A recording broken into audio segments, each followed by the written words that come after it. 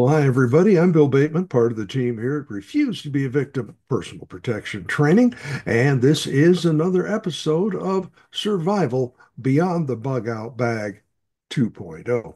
Now, we have, as you see, gone video. I've come up with a nice Zoom background. I think is semi-appropriate, a little cold, a little crisp. Finally got up to 50 at our house, but we're in the Medford White City area of Southern Oregon, and we're just shaking off winter, or trying to.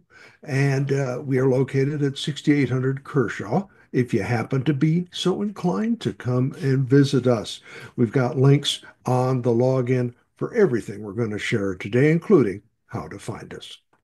So let's look at how we are equipped. We've talked about prepping. We talked about the importance of it. We've talked about the fact that the window to start prepping is closing. And I think that's something everybody has to realize. There are already empty spots on some of the shelves. It's important for you and your family to get active now. And taking a look at just small things. We're going to start small today. I heard a story that caught my attention. A gentleman, 79 years old, was going to go out and do a little skiing. He was up in the Montana area, and when he parked his car and headed for the ski runs, you have to wonder what he had in his pocket. Now, when I go out to do a special activity, I do a quick check and make sure I've got the things I think I'm going to need, and as of late, the things I might need, the things that are going to be important. Let's look at how this gentleman's day turned out for him. The Flathead County Sheriff's Office says on Monday they got a call reporting that a 79-year-old skier went missing, who had last been seen on Emmons Run in the Black Ski area. Flathead Search and Rescue and Two Bear Air tried to fly over the area but had to turn back due to poor visibility. Ground search efforts continued until 1 a.m. when the team paused until daybreak. At about 3 p.m. on Tuesday, Two Bear Air spotted the skier on the ground, calling out for help. After saving the skier, they learned that he'd gone off trail and had become disoriented. He survived the night by spending the night in a tree, using pine branches for warmth and making a small fire to stay warm. And to update that story, that's from Two Bear Air, which is in the Montana area. This has been on the Today Show. There's been a lot of reporting about it.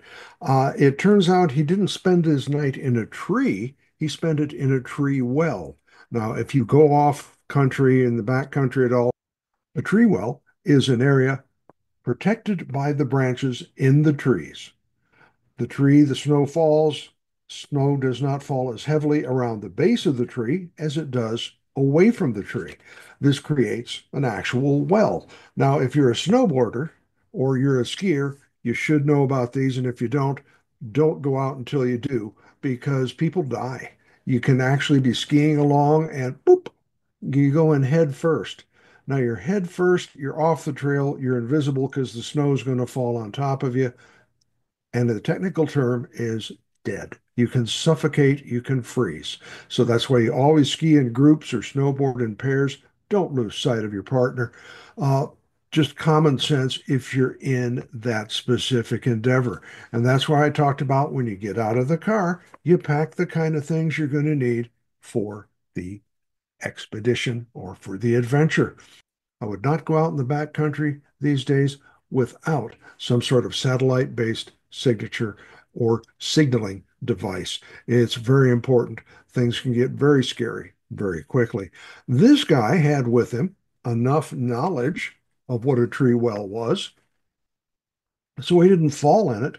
He got in it, packed the snow around the edges, built a small fire, presuming he had a fire starter or a lighter or something that he could create a fire with, and used branches to insulate and keep himself warm. They have a good picture of this gentleman being airlifted up. He's in good shape. He survived. Thank you to the rescuers, as always.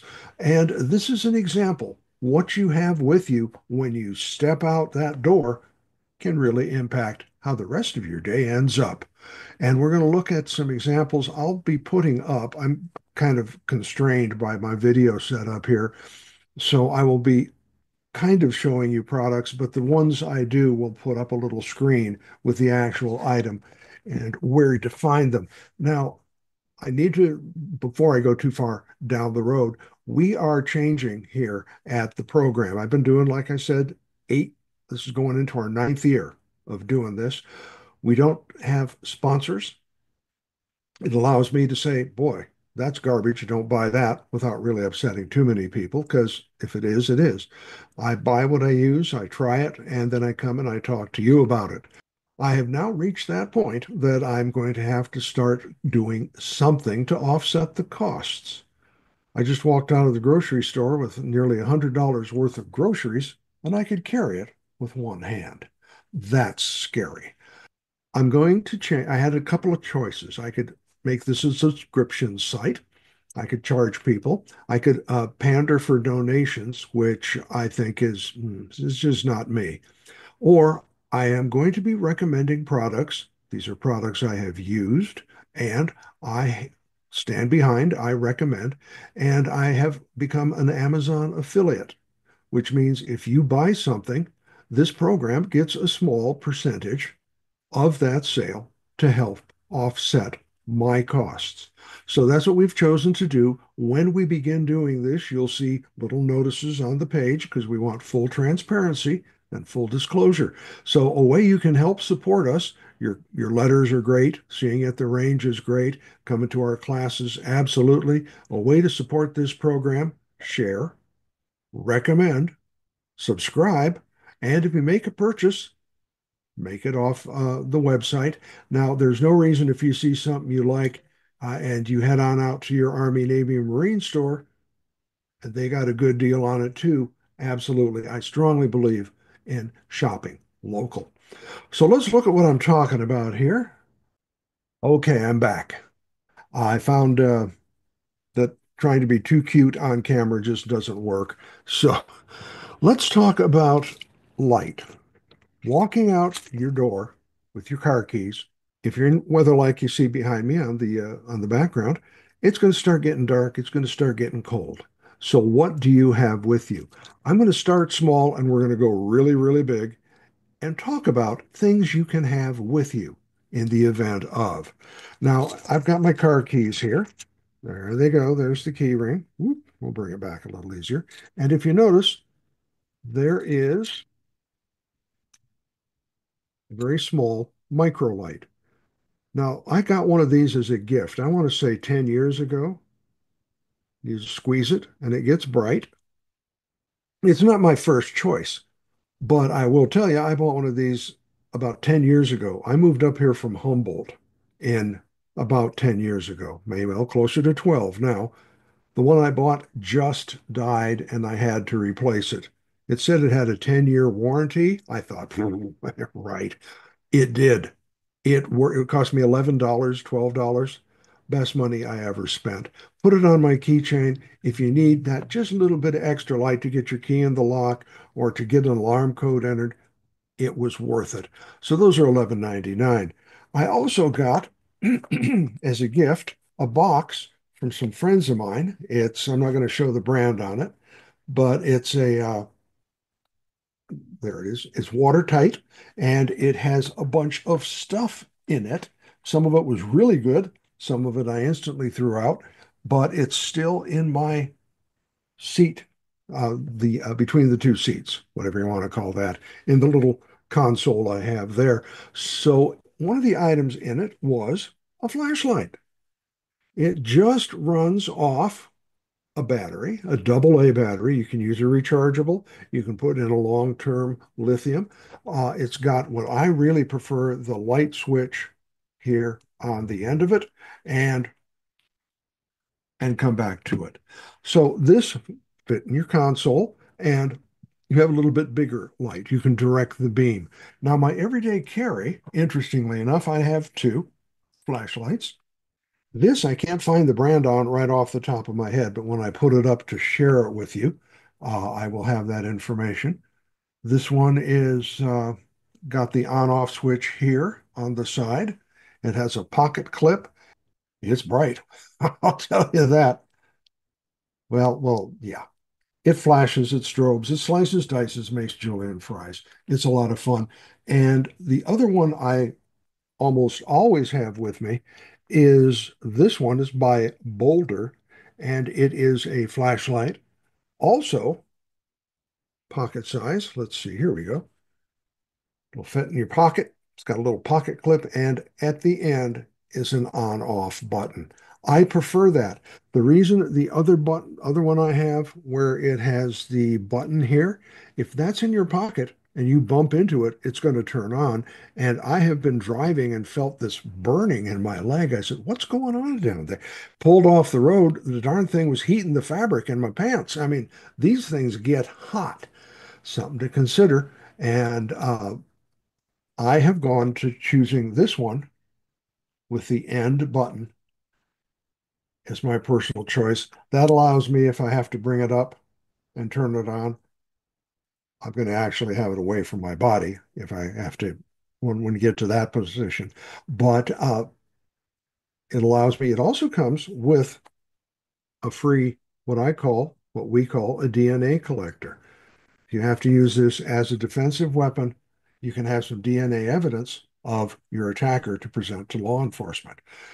These are metal. These are heavy. These are durable. I've been using them for a long time. The idea is having something with you that you can use. Now, it starts out as fitting in the console of the car. It just works out quite nicely. It can be even attached to your car keys. The car keys always come with me when I come out of the car, non-negotiable. And the idea is you've got something that you're going to need. Now, small little things are good to have. In addition to the flashlight, one of the things I kept was a whistle, a little metal whistle. It's gosh awful loud. Trust me. Yeah, you can stand in the middle of a field or in the middle of downtown parking lots and attract quite a lot of attention with one of these. It's metal. Of course, it comes with a key ring. Everything comes with a key ring, and you can travel easily with you. What else do we have in there? We have a compass.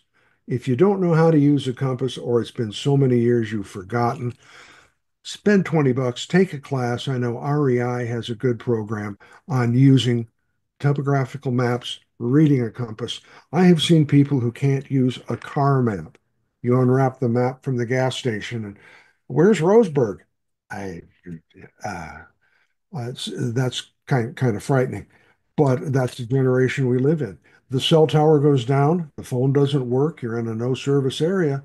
GPS is just a set of letters. One thing that was in the little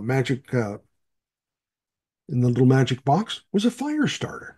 Now, I think that gentleman who wandered off into the got disoriented and wandered off into a snow well probably either had a lighter or something to start a fire with. This is a rod, ferro, I believe they call it, ferrocite rod, and it comes with a scrapey thing. And for some reason, every one of these little scrapey things, I don't know if you can see it, has a measuring unit on it. It's measured like this one goes to, yeah, this has got 2 inches and it's in inches and in millimeters. Always important when you're out there sparking up a fire. What you need to know about a fire rod like these, notice it's black. When I first got one 9 years ago, I hadn't used one since the Boy Scouts, and I forgot they come coated. This is black for a purpose. It's coated with some material. So if you take your little scrapey and you try to give it a good healthy scrape, I've been at this enough, you might get a little, but until you scrape off the paint, you get nothing. What you want to do, and let's see if I can come to an area. Here we go. There we go. And scrape off. And now you're in a position to make fire. When we're looking at lights again, top of the top of the food chain is this thing. It is like the old 6 cell D police lights. This thing is huge. It's a monster. It's heavy.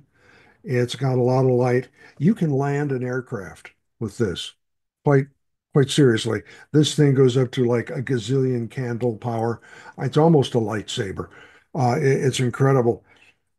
The good thing about this, and it is rechargeable, it does not have batteries inside. You recharge it by sliding a little port, plugging it in to a power source, usually a USB type power source, which works for a power generator, or put it in your car while you're driving, keep it topped off. This thing also has the ability, if the head of the light gets damaged, if for some reason the light's ruined, you can't use it, you don't have to throw it out. All of the power that's stored in the handle can be used by sliding down, and there's a little power port in there. That means you can charge a cell phone, you can charge an emergency light, you can charge another item, another flashlight, you can charge any number of things by using the handle. So it gives dual ability to this. So whether you're looking at flashlights, which I think are vital, especially now coming out of the winter and days are getting longer, it's not so much, but all winter long, I had at least one flashlight with me. And in my bug out bag, one is none and two is one. It's an old saying, you're going to lose it. You can't find it. Where'd it go? Up, I know where another one is. We'll talk about how to organize your bug out bag at the next meeting. So looking at lights, there's all kinds to have. The point is, think small. What can you have in my little box, my little console box that I have? You can buy the boxes, and this is what we recommend. I don't recommend buying kits pre-made. I would show you where to find those boxes and make suggestions of what I might put in them. What you're going to put in them are going to be totally different. The trick is being prepared. And I mentioned at the top of the program, and I'm going to mention it again, the window is closing on getting prepared. You need to start looking at food that you can store now because it's already starting to get thin on some of the shelves. You need to look at medical supplies. Simple things like gauze. Learn how to roll bandages. Learn how to stop bleeding. All the things we've talked about.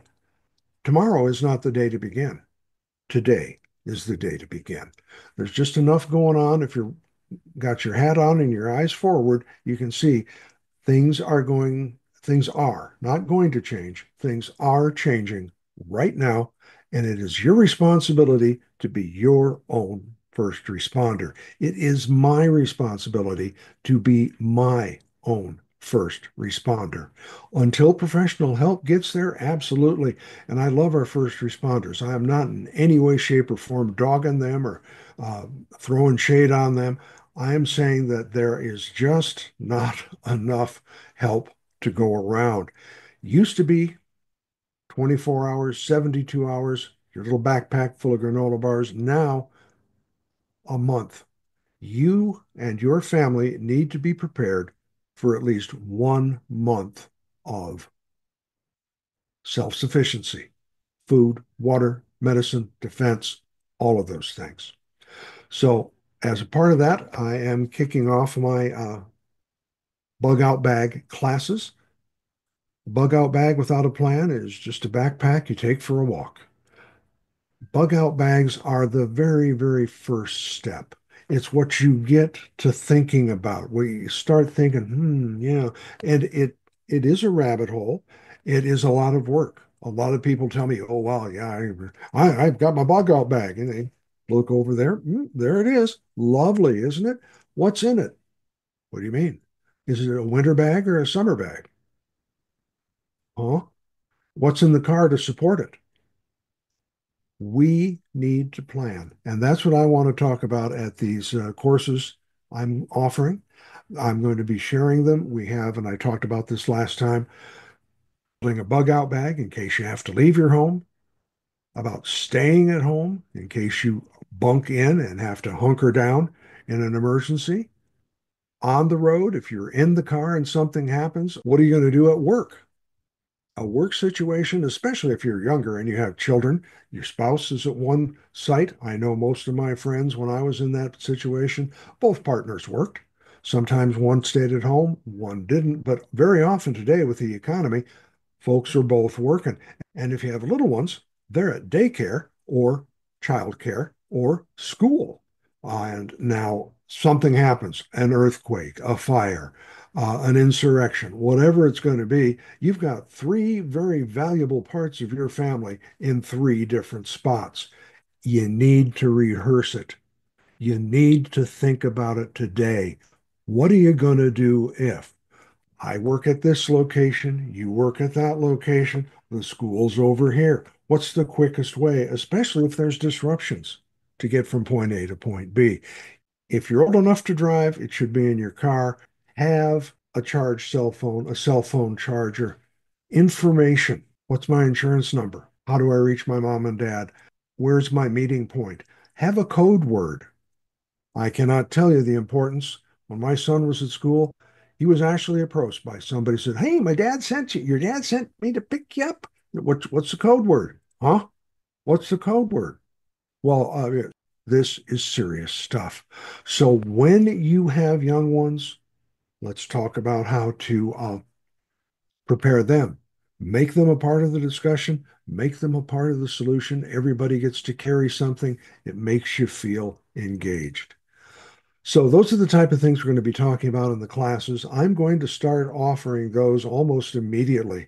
I'll have a number up there and an email address, and it is on the website. When you go to our website, it is there under the classes listing. It's at the very bottom of the page. And as part of those classes, when you're planning, let's say you've decided I'm going to stay home, we're going to bunker down, we're going to stay in the house, we offer home defense, how to defend your home. Some people are not interested in getting involved in firearms. I respect that. We have non-ballistic self-defense. We talk about personal awareness, avoiding ways like whistles and like pepper spray if you don't want to resort to firearms. If you do, using them safely, professionally, and lawfully is very, very important, even in a disaster. So let's look at the bug out bag classes and how those classes connect to the other things that we offer, all the way from basic pistol, non-ballistic, all the way up to tactical and self-defense courses. One other thing, Jackson County Alerts sent out a note yesterday that they have been merged with Josephine County and now recently split. So if you're signed up for Jackson County Alerts, go back in and they'll ask you for a password. You have to kind of re-register and reconfirm, and that's a good thing. Make sure they're not wasting their resources. And that will give you more localized coverage in an emergency. If you have not used Jackson County Alerts, I recommend it. It's part of the county's website. I'm going to put that link up. You'll probably see it floating over. Yeah, probably over there. You'll see it over there, and it's a good thing. And the best part about it, it's free. A reminder that classes, with the days getting longer, classes are going to start filling. It's going to stop being cold and rainy, which if you have an outdoor class, not there's really no such thing as bad weather, just poor choices in clothing. So now with the weather getting better, the days getting longer, the classes are going to start filling. Get gift certificates. Get signed up for a class, even if it's 2 months down the road. Make sure you don't end up with it's full at the last minute. And start talking to your family about prepping. Have a good long talk with your significant other. I am blessed that I have someone who is equally as intelligent and passionate about this as I am. I have seen some homes in which one partner is very much for it, the other partner thinks it's wasteful and silly. And those are the ones you see on the TV news, looking pretty unhappy. Okay, that's it for this time. I'm going to remind you that starting small, something as small as on your key ring, or a small flashlight, or a really big flashlight. Look at what it's going to do for you. Look at the job it's meant to do. Look at what it can provide for you. So that's it for this time. We'll have more next week, and I'm looking forward to seeing you out at the range at a class in the near future. This is interesting. I'm going to use a different background every week. If you have a suggestion, drop me a line. Okay, be safe. Take care.